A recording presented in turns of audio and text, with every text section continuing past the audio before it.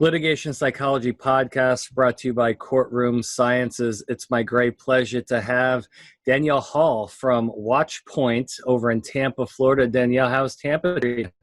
Tampa is good. It is sunny and bright, but that can always change in a matter of 15 minutes. Well, and here in Orlando, I'm looking up going, okay, I may be dodging a thunderstorm during a podcast. That would be a first. So, Danielle, tell us a little bit about your background and the interesting services you provide. Because when we met, I read over the types of services you could provide. I'm like, wow, a lot of trial attorneys and litigation teams are starting to use these services more and more. And B, as a trial consultant myself, I would like to be privy to some of this information. Why don't you just give us your background and kind of some of those services that you offer to teams? I appreciate it. So my background is actually in child abuse investigations. So I investigated child abuse in the field for about 5 years. Decided to move over to Watchpoint as a private investigations firm. It caught my interest, and I was able to apply a lot of the skills that I learned in the field. So Watchpoint is a private investigations unit that started off as an SIU designate. I say started off as we still are an SIU designate, but we were able to hone our skills through SIU contracts and partnerships. And so we have a field investigations unit that can provide surveillance services, go out into the scene and complete scene investigations, collect witness statements, things of that nature, AOE, COEs. And then our digital intelligence unit is our most robust. So we start every case with digital intelligence. So before we go out into the field and provide surveillance type efforts, we're going to do a complete due diligence up front. So your background checks, your social media deep dives, your internet mining investigations. And then from there, we've expanded our services through digital intelligence to provide an intellectual property type service, brand armor, which is our pre-employment service array, and then our litigation support unit. Okay, so you have to answer me this question honestly. If I post something on social media and then I hit delete, is it actually deleted? Well, not always, because the internet, when you Google something, you're only catching 4% of the internet. Oh. So when you take a deeper dive and you look at the remaining 96% of the internet, that's the deep and dark web. And so you have to, as a PI firm, we know how to navigate those very tricky waters. And so then we have access to essentially the world's largest filing cabinet where cached and stored posts still exist. Okay, well, I'm not going to mess with you. I'll tell you that much. You've absolutely terrified me. However, my clients need these services. We need these services as trial consultants. Let's talk a little bit about, just to start with background checks. So if a trial attorney wants to do a background check, say on a potential witness or a potential juror, what types of information are you able to give them? So we're going to between background checks, we can take a look at someone's arrest history, right? Have they gotten in trouble for anything in the past? Is there anything there that would allow the witness or juror to be predisposed to side one way or another? Maybe they've had a bad experience, similar to the surrounding case. Something else that we can do is an internet mining investigation, and that goes back to your social media checks, your social media investigations, to take a look at what does someone like, what is their political affiliations, where do they stand on certain topics, and how might that persuade a juror to lean one way or another? That's very interesting. Now, many of my cases, sometimes we get the potential juror list a week ahead of time. Sometimes it's 3 days. Sometimes it's an hour before.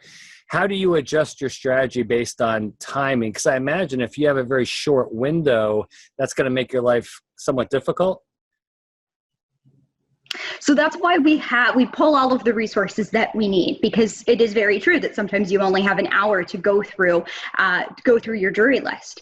And so we'll pull every investigator that we have. It's an all hands on deck type process. And because we have honed our skills in the SIU space and the pre-employment space, where time constraints are very necessary, we're able to translate that very well into our jury selection science. Here's a problem I've had back in the day before we're talking like 10 years ago where I didn't know anybody like you, and I would get stuck doing this stuff, or me and one of my assistants, and the juror's name is Joe Smith. And the only thing I have is Joe Smith and the county he's from, and you Google and there's 97 Joe Smiths. What do you do with like name similarity? And do you get stuck sometimes, or are there ways to kind of find the Joe Smith? Because you usually get name, age. Sometimes you don't even get the address. They just give you the county. How do you deal with that? Right. So I think the most important part is to know that Watchpoint, what we do at Watchpoint, isn't algorithm based. Everything we do starts with human capital. So we have technology, obviously, to kind of go through and pine through those similarities, those similar names. But because we're using live investigators, we're able to qualify that better than just a keyword search. And because we have access to the databases, because we're a private investigations firm, we're able to narrow down those specific details. Because you're exactly right. You might have a John Smith in Atlanta and a John Smith in Alpharetta, and that's going to be very different, two very different people. But we're going to use our investigators to qualify those minute details that a computer might not pick up on its own. Mm-hmm. Now, some of my clients love this type of thing. Others are too cheap, right? They're too cheap and they don't want to pay for it. And a lot of them ask me, well, what is the value of this information? We don't have any current data, and I'm not aware of any that really shows the level of accuracy, right, and predictiveness of social media posting. I know for a fact that half of my family, most of my, they're full of it. They embellish, they BS. Is there any way to gauge if someone's being accurate, if they post, well, screw Trump, does that really, really mean they're going to be this type of juror, or are they just kind of hitting the forward button? How do you determine kind of, I guess, the quality of the social media data that you get? Well, I think the important thing to know is we don't just check Facebook. We don't just check social media sites. It's a full internet deep dive. So taking a look at voter registration. Voter registration is available online. So taking a look at, maybe they said something to slam a certain party, but then we can qualify that through other means of data and other sources to see, is this a one-off post, or is there a pattern here? That's amazing.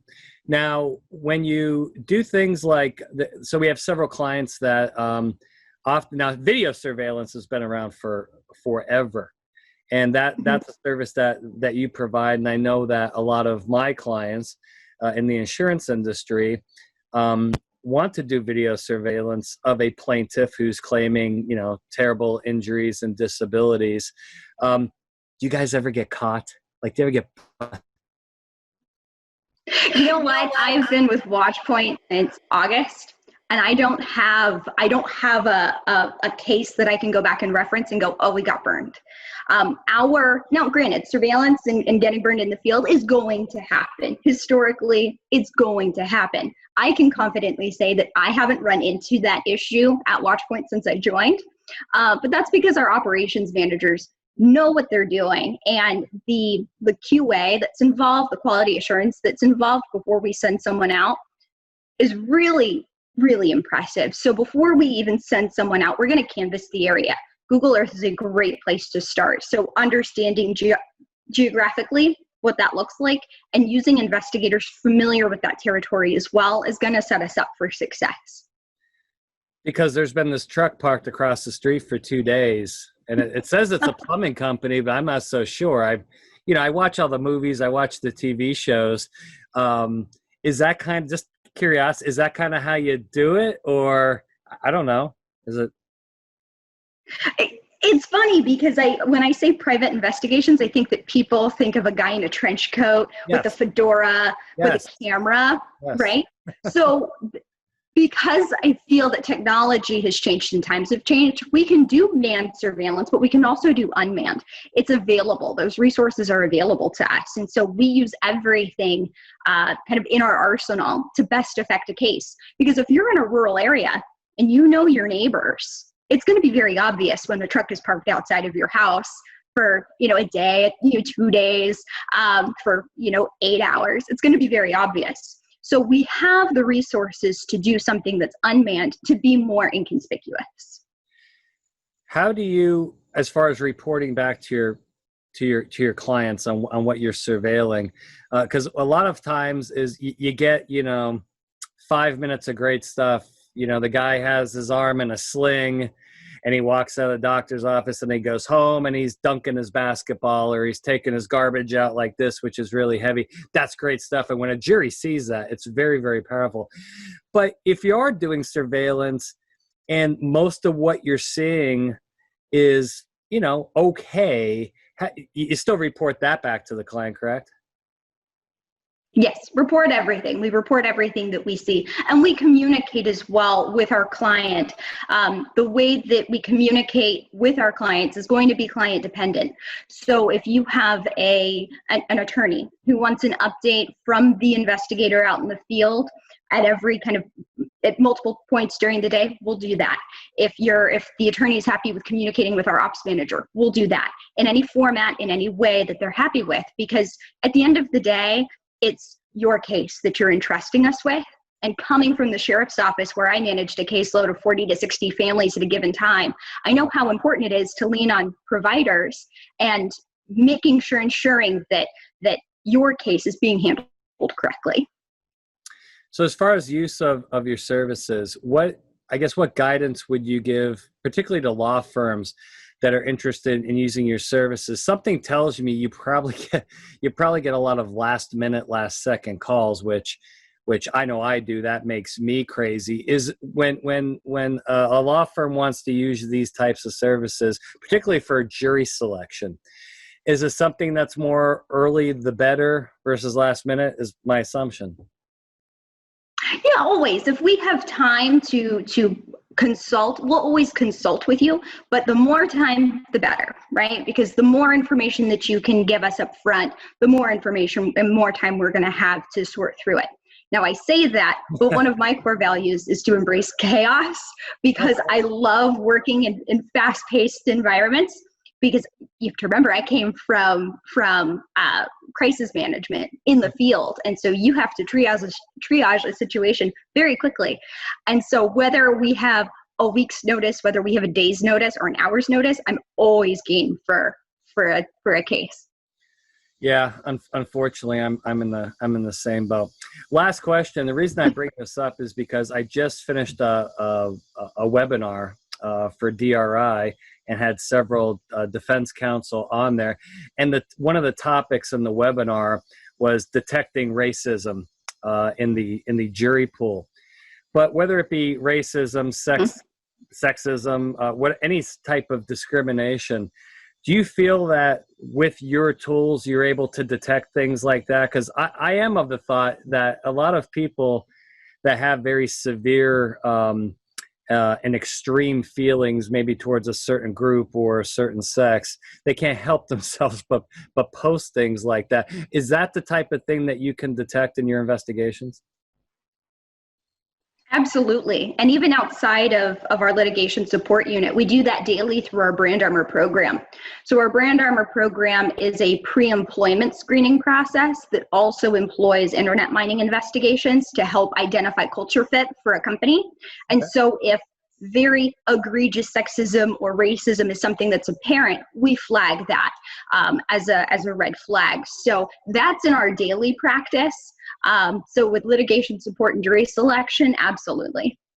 Outstanding. Well, Danielle, thank you so much for being on our podcast. Something tells me we're going to be working together very, very soon once these court systems start opening up. And we got Danielle Hall here. Look her up at Watchpoint, and we'll have you back soon, okay? Thanks, Bill. Thank you so much. Take care.